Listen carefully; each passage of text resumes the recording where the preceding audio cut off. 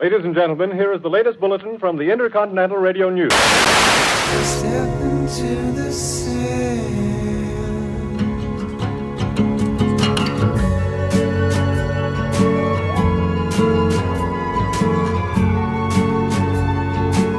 This is Macabre Grimoire with Ari Show, Travis Nye, and Robert Melee. When a man's soul is certainly in hell, his body will scarce lie quiet in a tomb, however costly. Sometime or other the door must open, and the reprobate come forth in abhorrent garments of the grave. Scottish poet Robert Louis Stevenson, referencing George MacKenzie in his book 1879, Edinburgh Picturesque Notes. Hey everybody, welcome to Macabre Grimoire. This is chapter 4.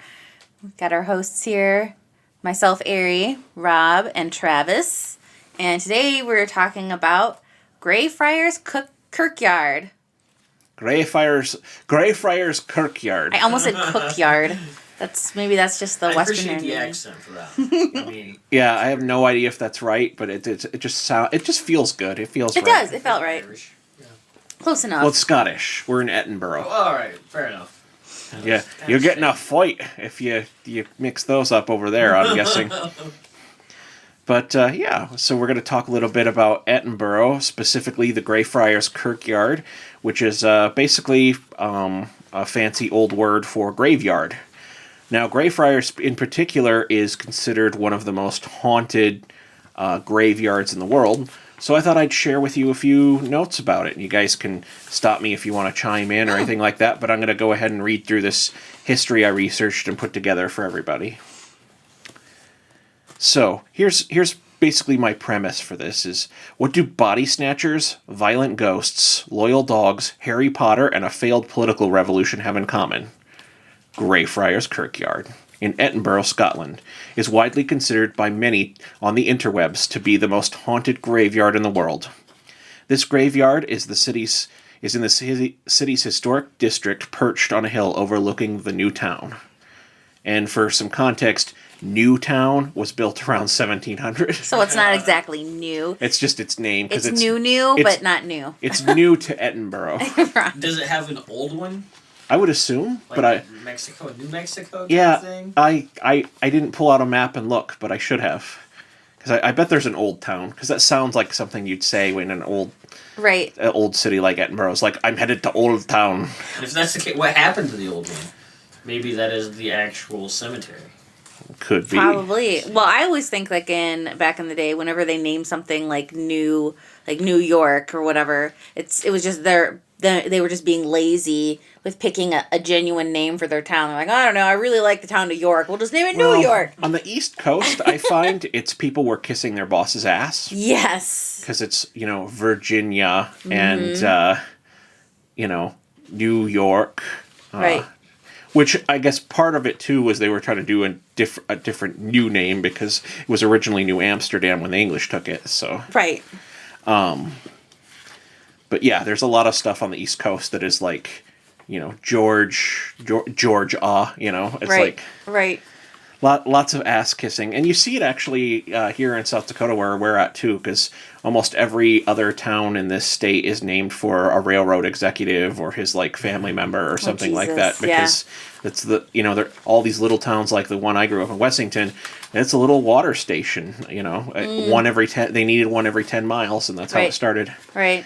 Wessington changed its name though eventually because of the Wessington Hills and there's a whole we could do a whole episode about the history of that. Right. Let's get back to Edinburgh. No, not you, it's me. I'm just tangent boy over here.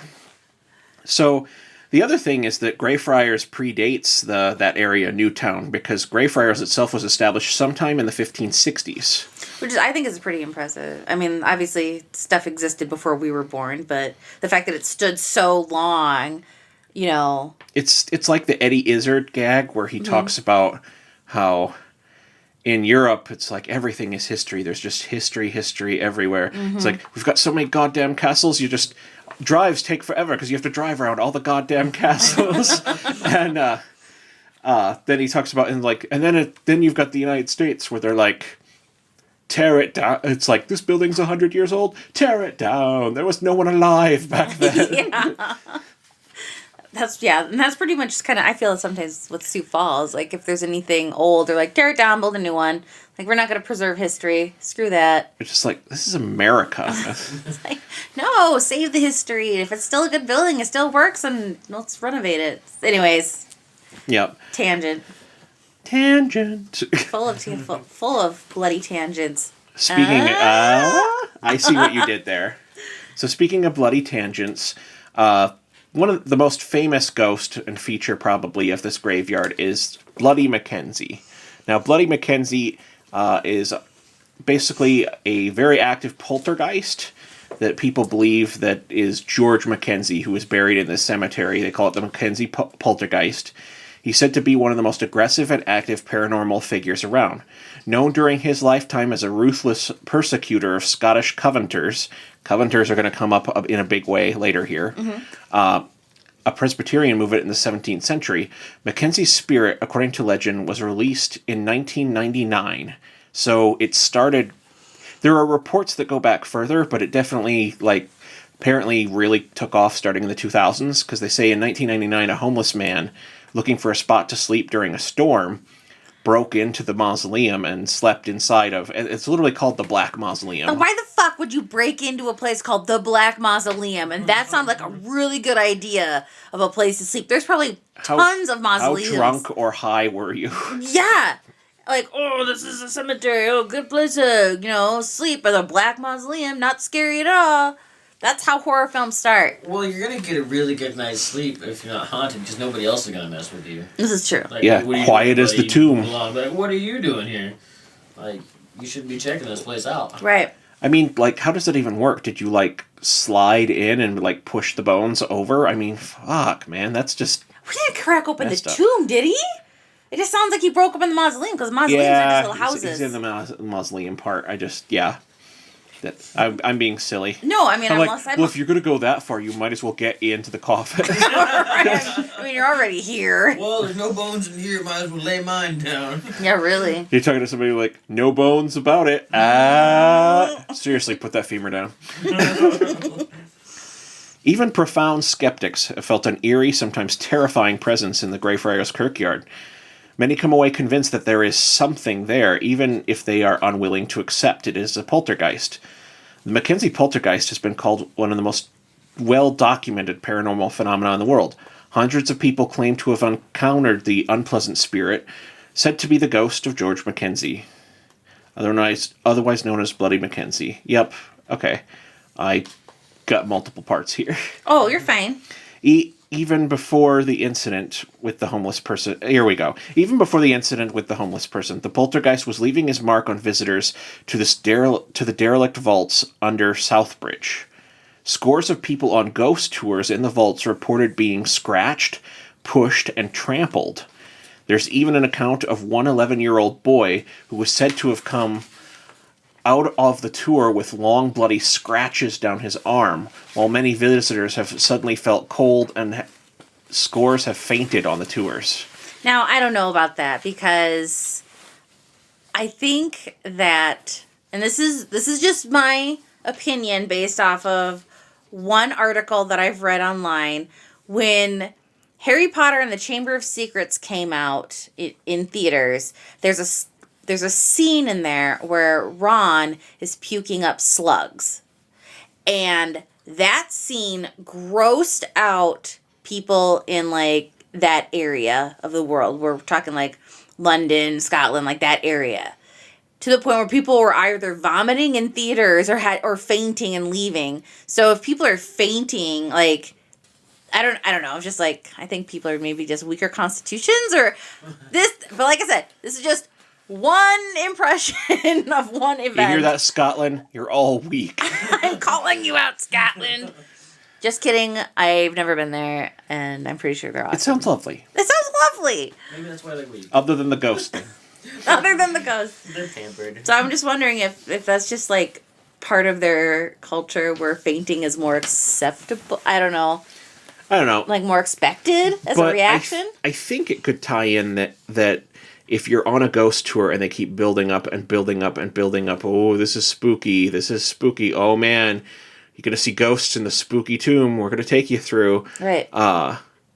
I think your mind is a lot more susceptible to Yes. like being jumpy and Right. being frightened. And so if you do have a little start or something like that, maybe you faint. Yeah. And with the kid, I'm just kind of like, well, he's a 11-year-old kid, so it's like he could have just tripped. He could have been climbing on something he shouldn't have been climbing on. Right. Lord knows. Right. I mean, how many times have I hit myself and then later I'm just like, oh shit, I'm bleeding.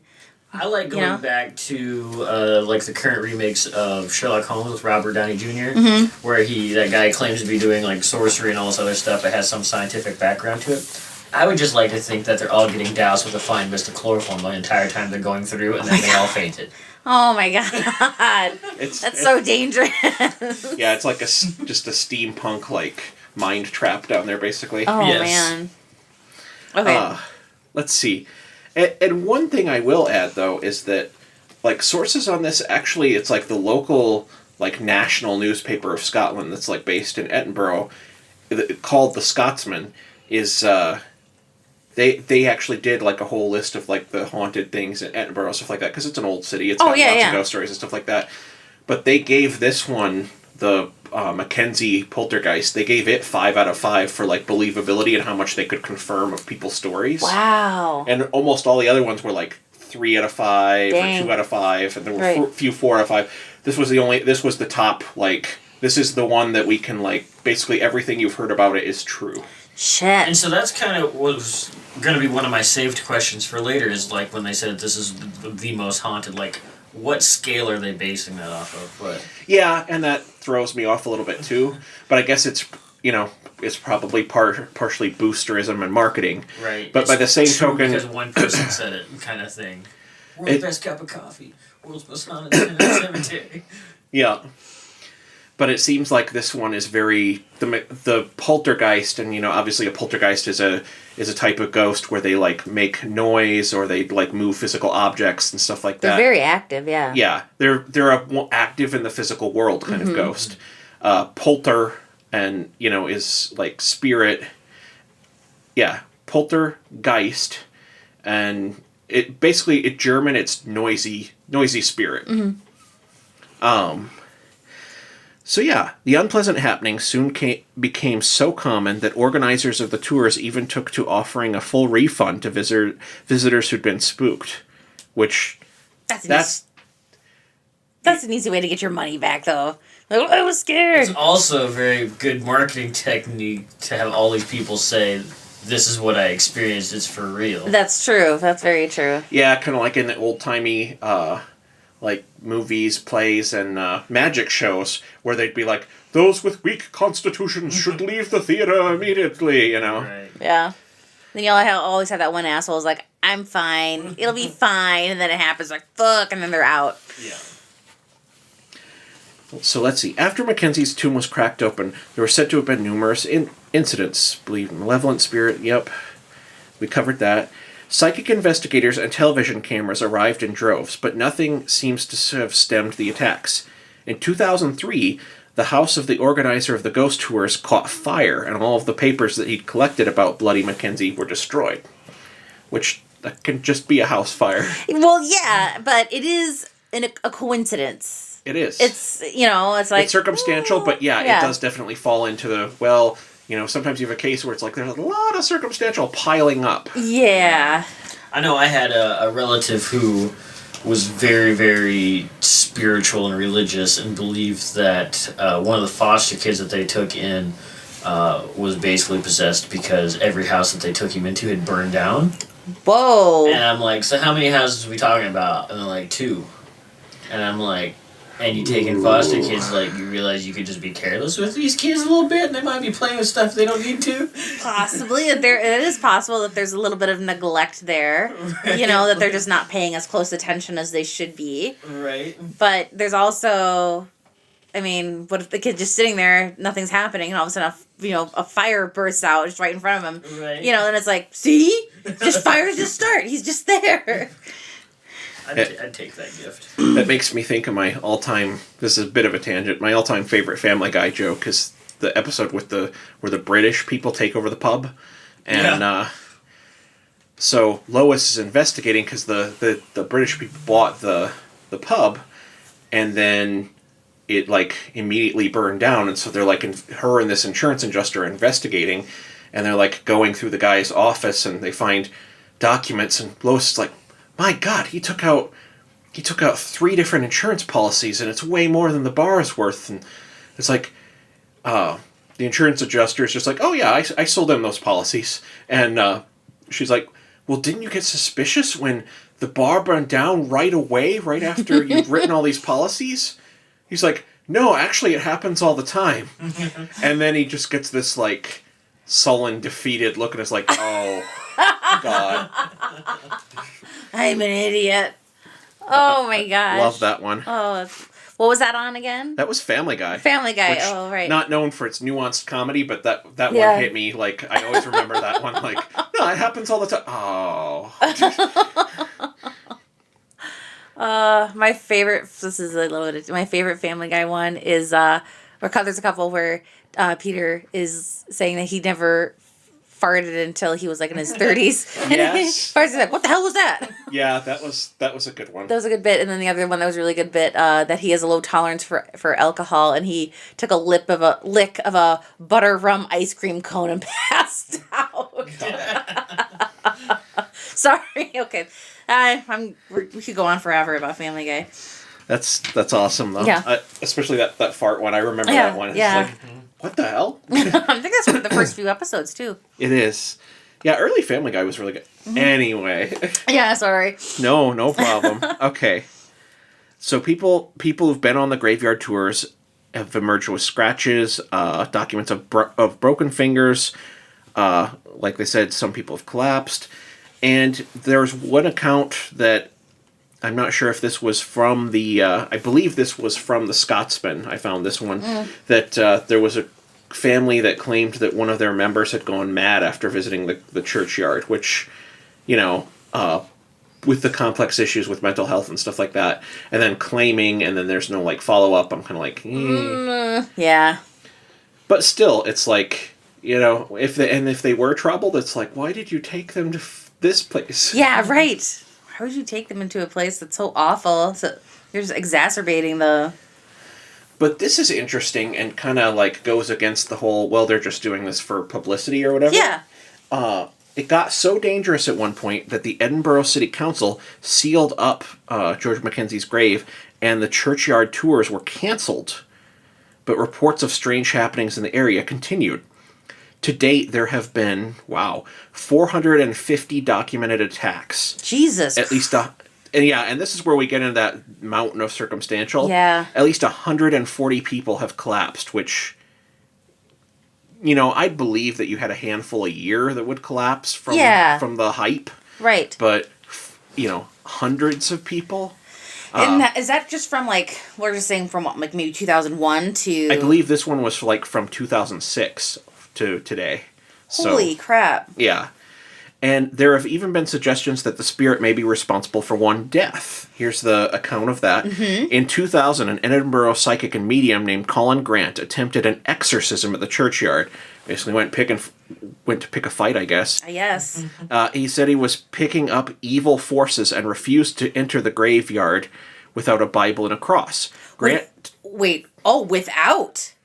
Oh, okay. No, but he did. Like that... Sorry. Okay.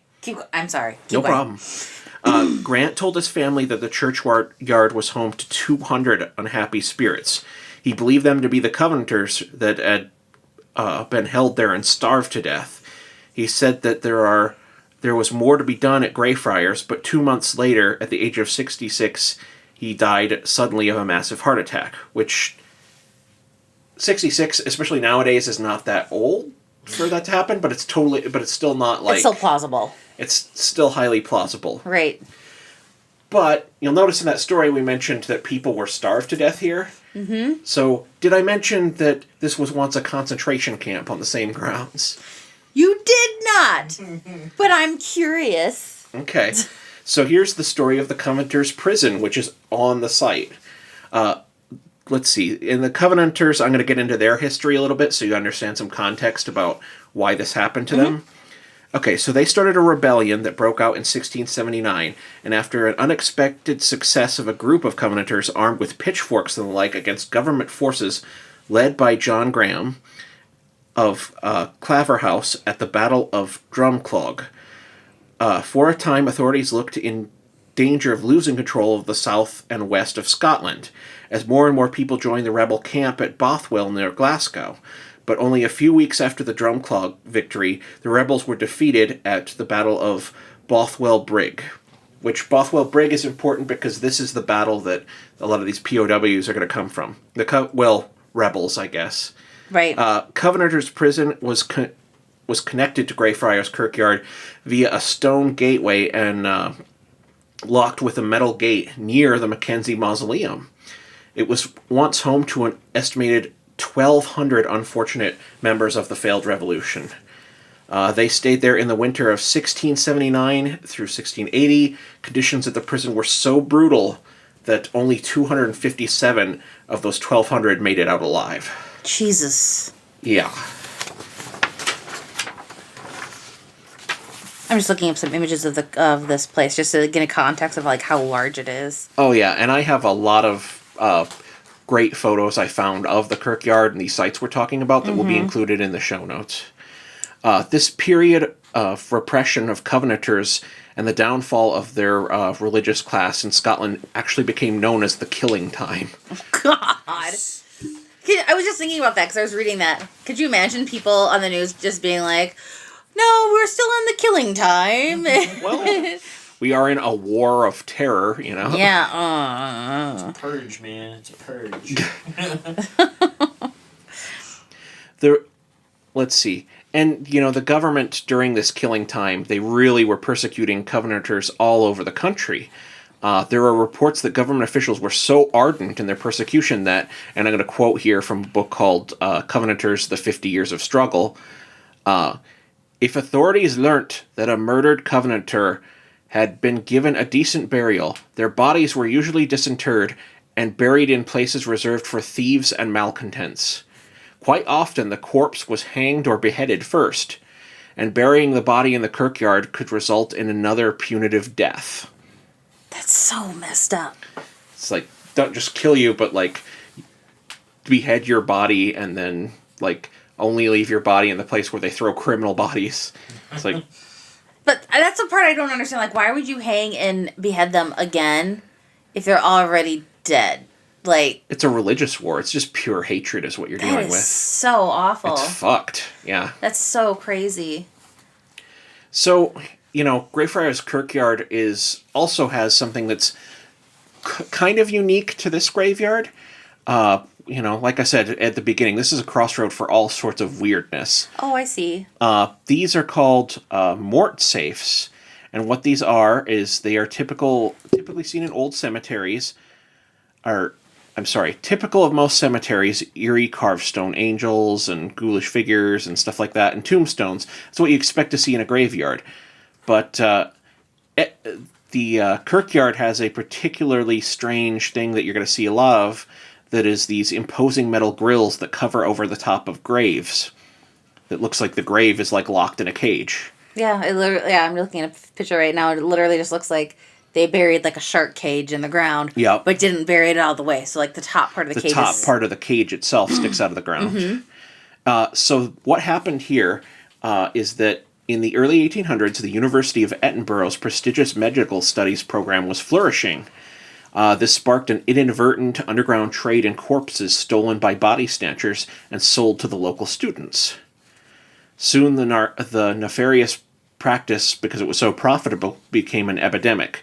To prevent these entrepreneurs from making off with their loved ones, families would protect the graves by boxing them in large iron cages called mort safes that ran deep into the ground. So apparently those run all the way, that's a good description, Ari, the shark cage buried half in the ground. I mean, just kind of give you an idea. And the bars on them look this isn't something even if they brought a horse and a wagon into the graveyard to try and pull it off, you wouldn't get it. It's crazy tough.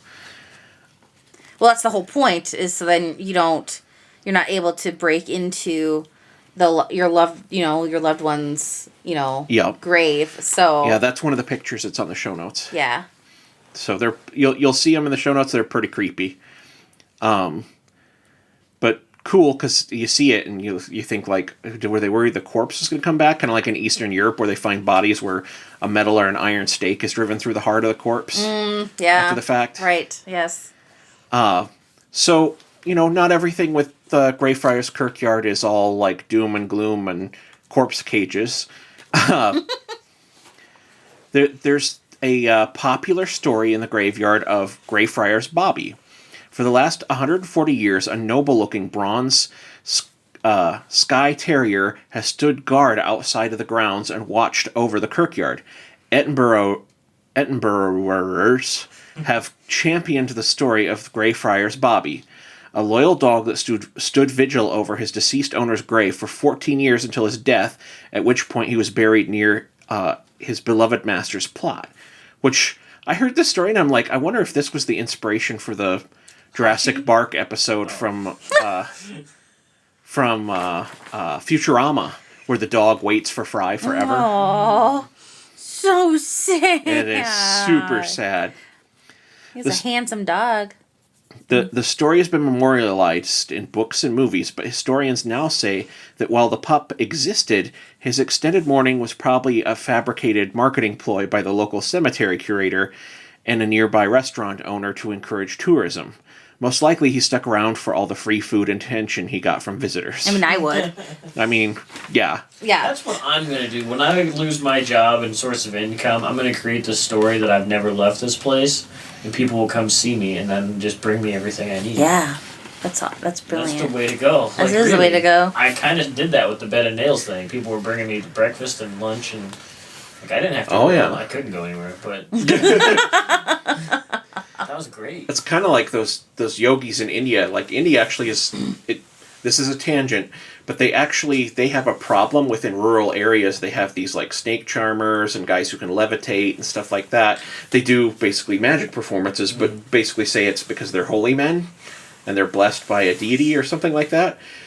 And so I saw this thing about the Indian government sending these teams of like researchers and stuff out into these rural villages and showing them the tricks and then showing them how it's done. Yeah. Because it's become this like cottage industry in India to rip off these rural villages to show up and, levitate in front of them or something like that, do this trick, and then they're like, oh, he's so holy, and let's let him stay here for a month and give him free room and board and stuff like that. Right. Basically, they con money out of people, and it's becoming an epidemic. And there's a lot of people who are still from those areas that don't really practice anything else outside of those that I've performed for.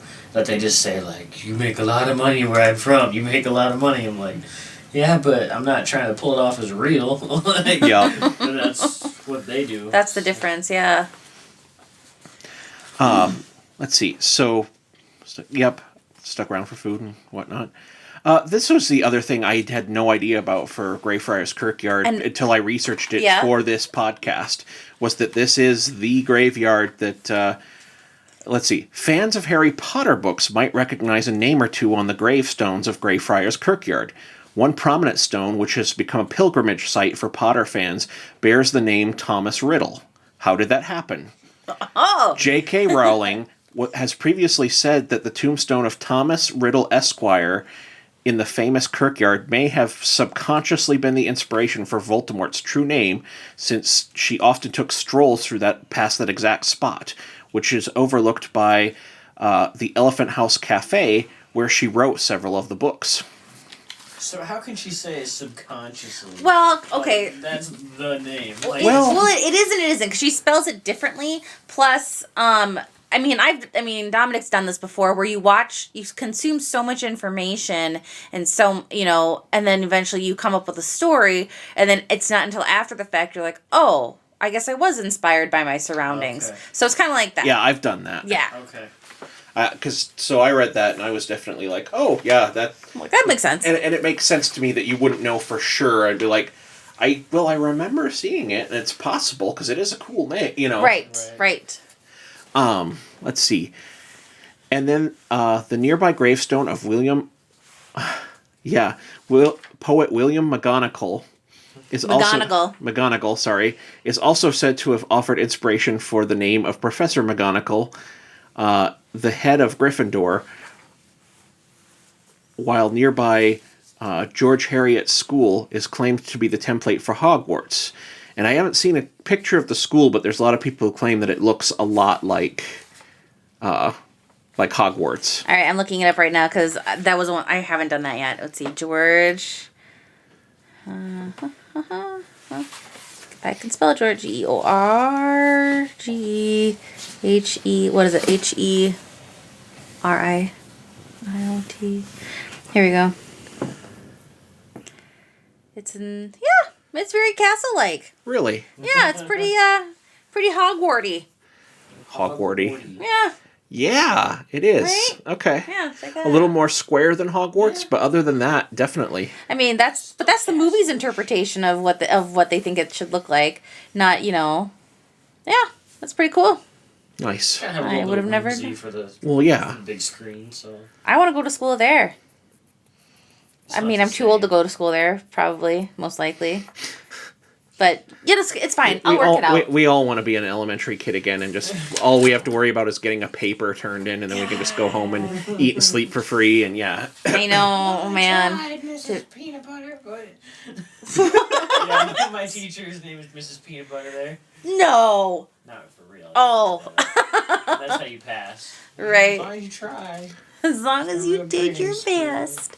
Yeah, I had to watch my little brother this week. So I was like a single mom for like 8 days. And he had, homework and all that stuff. So I got to sign his assignment notebook because that's a thing now where you have to prove that I checked his homework, verifying that he did his work. So I did my job as a parent and he did his job as the student. And so a friend of mine from high school, she's actually his homeroom teacher. So I would write little funny notes every day. nice. In addition to signing my name. And he calls her by her name, like Mrs. We'll just say like Mrs. Smith. I'm not gonna say what her name is. And then I'm just like, you mean Mary? And he's just like, no, it's Mrs. Smith. I'm like, so Mary. Like, I would just give him a hard time the whole time. He gets so Confusing mad. the poor kid. Oh man. And then he also ugly cried about not being able to post something on Instagram because Okay, you used that term, must have been on Facebook, you mentioned that? yeah, I did. What does ugly cry mean? Where you are crying and drooling and snot is coming out of your nose. And it's just, you're just so overcome with so much emotion. You can't, you just look ugly. And so okay. He is terrible with self-control. You give him a device and he will spend as much time as he wants on his device. And he is dead to the world. Like, you could tell him anything and he won't pay attention to you. So to help restrict the time that he gets on his devices and the internet, my parents bought this device called the Circle. And it's a device that's marketed by Disney. And it was a failed Kickstarter project, but then Disney picked it up. So what it is basically, it's like a firewall of sorts that you plug into through your router, and you can determine who can have internet access and who can't. Okay. And if your devices are designated as a child's device, then you can restrict how much time they get, when they can and cannot be on the internet. So you can't be on the internet past midnight, or Shit. yeah. And then other restrictions too are you can't see adult type content, which extends far beyond just being able to you can't go to porn sites, but it's more I can't see John Oliver's videos on YouTube. So it's that much of a filter because I was there and my phone got flagged as a child's device. Oops. That's So- right.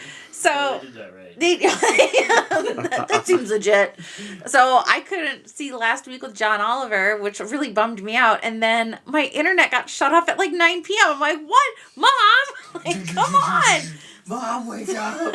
So I call them in Florida. I'm like,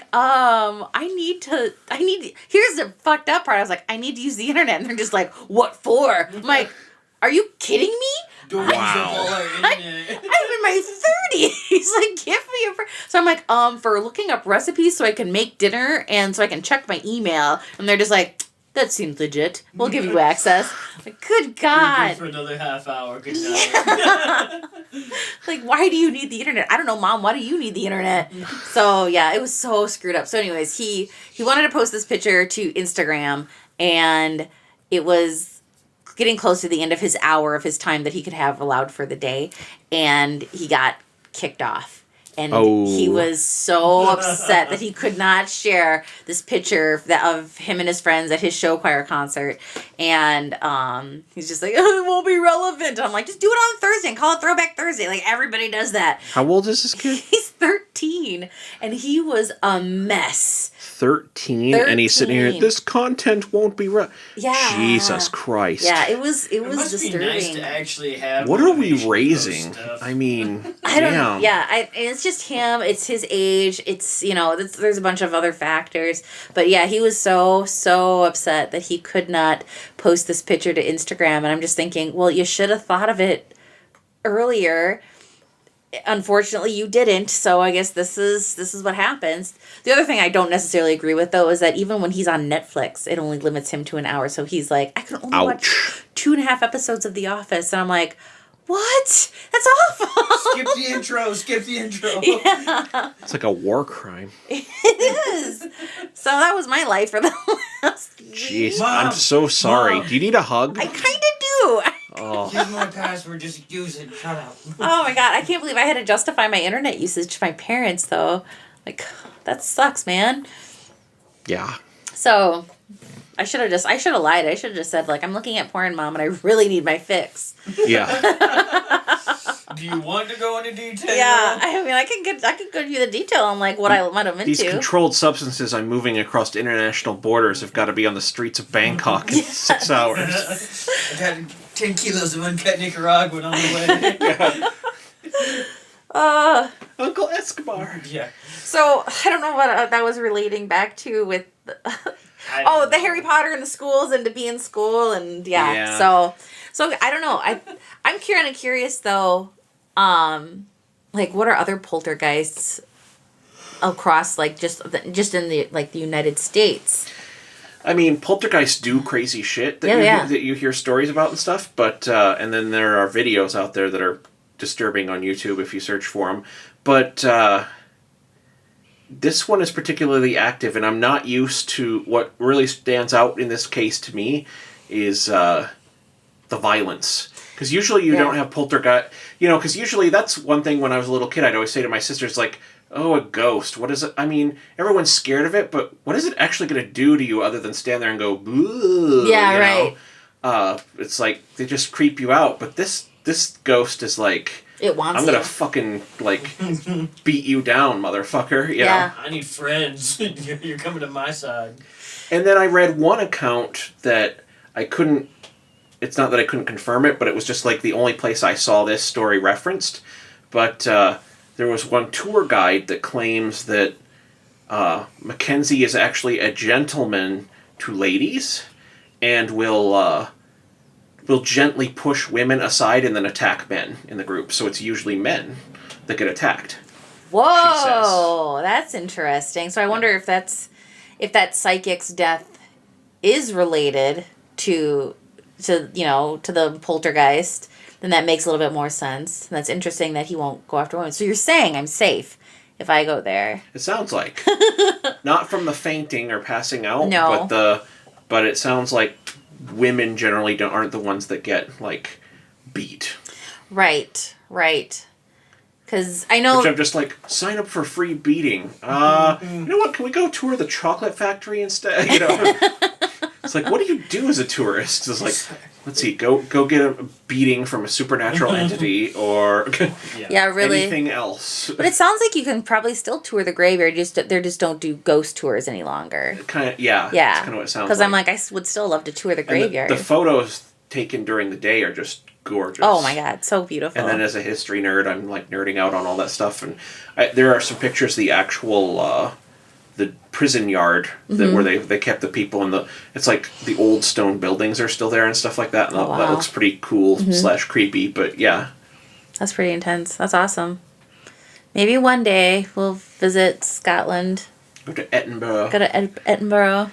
If I go, though, I'm going to be lost in my Harry Potter world for a little while. Yeah, I'm going to be lost in my William Wallace world because it's like this places like in proximity. When I was researching this, there's castles all around it. It was like, well, this castle was sieged by William Wallace, or this castle was built by the British to occupy, but William Wallace took it in 16 blah blah or 14 blah blah blah. You know, and then like lots of sites that are famous for stuff that Robert the Bruce did and stuff like that. Who's Robert the Bruce?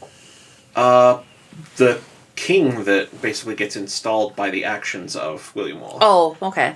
If you remember the movie Braveheart at all, No. Oh, okay. Nope, you're fine. You don't have to explain it. I am culturally dumb sometimes, so... He's the original superhero. Yeah. So I just killed it. I just killed it. Well, what's funny is historically, Robert the Bruce is a much more heroic figure if you actually look at the documents and stuff. It was the film Braveheart that turned William Wallace into the bigger icon. Yeah. Oh, wow. Which is why a lot of people, it's controversial in the movie that Wallace gets turned over by Robert the Bruce as part of the scheme or whatever, or he betrays him to ensure his crown. Yeah. And that there are like scholars that say that's what happened, and there are scholars that say that's not what happened and stuff like that, but that's what the film crew went with. Yeah. And so that movie doesn't do... A lot of people feel like it doesn't do movie or good service to Robert the Bruce, because he goes on and he ends up fighting like a much bigger war with the British after that, and ends up being the one that actually like makes Scotland a country. See, they should make a sequel then. Exactly, it's ripe for a sequel. And then you know what the world needs, Travis? More sequels. It's true. It's Less true. prequels. This is true. More sequels. I want. I'd be okay even skipping the sequel and going right into the third installment. There you go. Well, I don't know. The second movie in a trilogy is usually like the best one. Yeah. I like the original any trilogy. I like the first usually. So I really enjoy origin stories. Yeah, I don't know how I am on origin stories. I like the... I like telling the whole story, and so I like whole stories. I like origin stories. Okay. I like to start at the very beginning. Yeah. Well, here's the deal. I like history, so when you talk origin story, if it's like, these are the factions and this is how it got started and stuff like that, then that kind of origin story I'm good with. But I hate the TV show Gotham style origin story where it's just like, where we're gonna like, you know, coming of age stories. Oh yeah, that's a deep dive though. I don't like deep dive coming of age kind of like, you know, what made Batman, what like the most recent Grinch movie. I know that they're making another one now, but in the Jim Carrey one, that drove me nuts. That I was like, the Grinch is just the Grinch. I don't need a like 30 to 40 minute explanation of his background about how he was teased as a kid and stuff like that. And it's like, this is tedious. Yeah. So when you were researching more about this stuff, like George MacKenzie, like his backstory, I mean, did you find much about him? I didn't look much past the fact that he was definitely part of the government forces that were cracking down on the Covenanters. Okay. And so, yeah, he probably took place in a lot of the atrocities that, you know, would describe where he's probably one of the guys that, like, dug up bodies and, you know, helped hang or behead them and stuff like that. now, and then explain to me what the Covenanters were again. So Covenanters are, like, a branch of Presbyterianism. Okay. Oh, okay. And specifically in this instance, it seems like it's both the fact that they're Presbyterians and then they are both that and a political movement, whereas you had the establishment, which I think in Scotland at the time, you know, I'm going to slaughter the history here, I think they were Catholic at this point, because this is after the English Revolution. Okay. So I think we're getting really close to when Scotland and England are going to merge and become the United Kingdom or Britain. Gotcha. Britain, that's the word I'm looking for. Yeah. And so there's a lot of like people trying to, you know, like you're going to have the Bonnie Prince Charlie rebellion either like with this or shortly after or like a few decades afterwards. Yeah, it's so basically just think of them as not the right religion at the right time in the stupid religious wars that Europe just fought endlessly. Because it's like all of a sudden a new king came in and he was either Catholic or a different kind of Protestant or a Quake, or a Puritan. I think that's what it ties into, because with the English Revolution being so close, I'm guessing that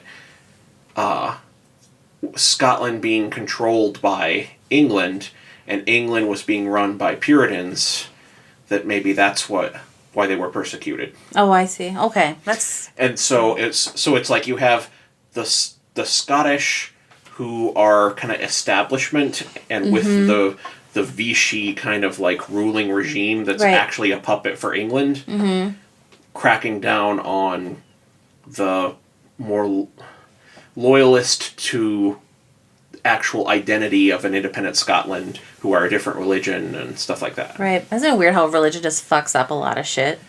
It can fuck up a lot of shit.